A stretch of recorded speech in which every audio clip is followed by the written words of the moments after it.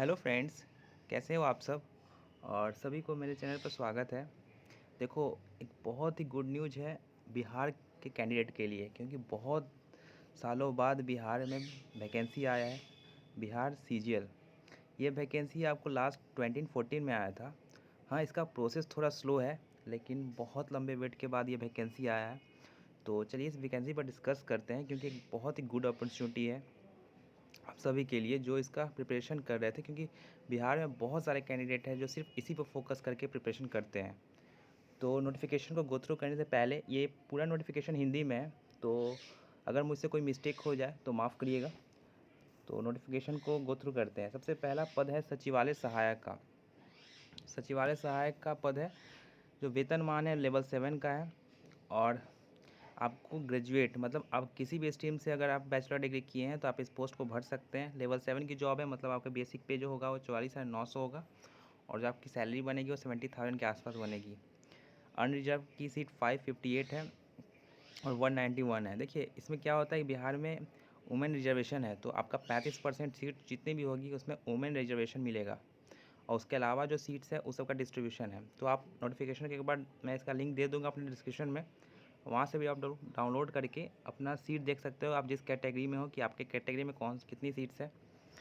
और तो सचिवालय सहायक की बात करें तो टोटल 558 प्लस 191 सीट्स हैं जनरल के लिए। और जो टोटल सीट है वो 1360 है और 460, मतलब कहने का मतलब सचिवालय सहायक में आपको 1800 के आसपास सीट्स है, तो बहुत ही बड़ा सीट है। सेकंड बात करते हैं योजना सहायक। इसका भी आपका लेवल 7 की जॉब है, सेम बेसिक पे होगी।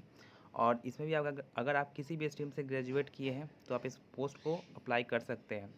टोटल सीट्स इसमें हैं 125 प्लस 40, मतलब 165 सीट्स है, जिसमें जनरल का सीट आपको 65 है। मलेरिया निरीक्षक, देखिए मलेरिया निरीक्षक जो है वो लेवल 7 की जॉब है, सेम। ये भी आपकी बेसिक पे 44,900 होगी। और इसमें आपका जो स्ट्रीम है वो अगर आप साइंस से ग्रेजुएट किए हैं तो आप इस पोस्ट को अप्लाई कर सकते हैं, मतलब बीएससी किए हों आप तो। टोटल सीट्स की बात करें तो आपका टोटल सीट्स है इसमें 93, और जो जनरल की सीट है उस 54 है। उसके बाद बात करते हैं data entry operator. Data entry operator grade C की जॉब है, इसमें लेवल 6 में आपकी बेसिक पे जो होगी वो 35,200 की बनेगी।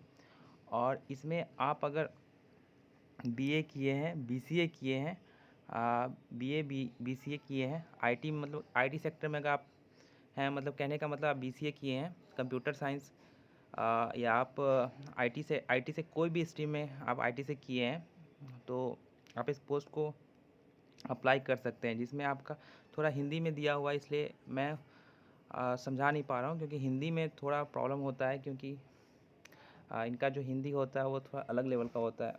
तो अगर आप बस सिंपल सा समझ लो कि अगर आप बीसीए किए हो तो आप आईटी में किए हो तो आप इस पोस्ट को अप्लाई कर सकते हो। टोटल एक सीट है, सॉरी टोटल 2 सीट है, जिसमें एक सीट जनरल की सीट है। अब बात करते हैं अंकेक्षक। ये भी लेवल 5 की जॉब है, आपकी बेसिक पे में 35,200 बनेगी। और इसमें जो है अगर आप बैचलर डिग्री मैथ्स या कॉमर्स से की हो तो इस पोस्ट को अप्लाई कर सकते हो। टोटल सीट्स की बात करें तो आपकी टोटल सीट्स इसमें 290 है, जिसमें से जनरल की सीट 54 है। और आपको मैं बता चुका हूँ पहले ही कि अंकेक्षक की जो मतलब कुल पदों की बात करें तो टोटल जो आपका सीट्स है 2187, जिसमें जनरल की सीट 880 है।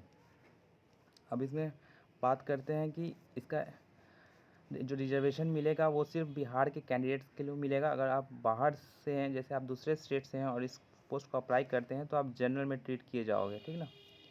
और हाँ, अब ये बात करते हैं कि आपका न्यूनतम आयु, मतलब अगर आपकी एज जो 21 साल आपकी होनी चाहिए, और अधिकतम आपकी, अगर आप अनरिजर्व हो, मतलब आप जनरल कैंडिडेट हो तो 37 वर्ष, 37 साल। और महिला में अगर आप अनरिजर्व हो तो 40 साल। ओबीसी में 40 साल है, अगर ओबीसी में आप महिला या पुरुष कोई भी हो तो 40 साल, और SC ST 42 साल। और जिसका एग्जामिनेशन पैटर्न है, सॉरी पहले एग्जामिनेशन पैटर्न के पहले हम इसकी फ़ी की बात कर ले तो जनरल के लिए 540 रुपया, और SC ST 150 135 रुपया, ठीक ना।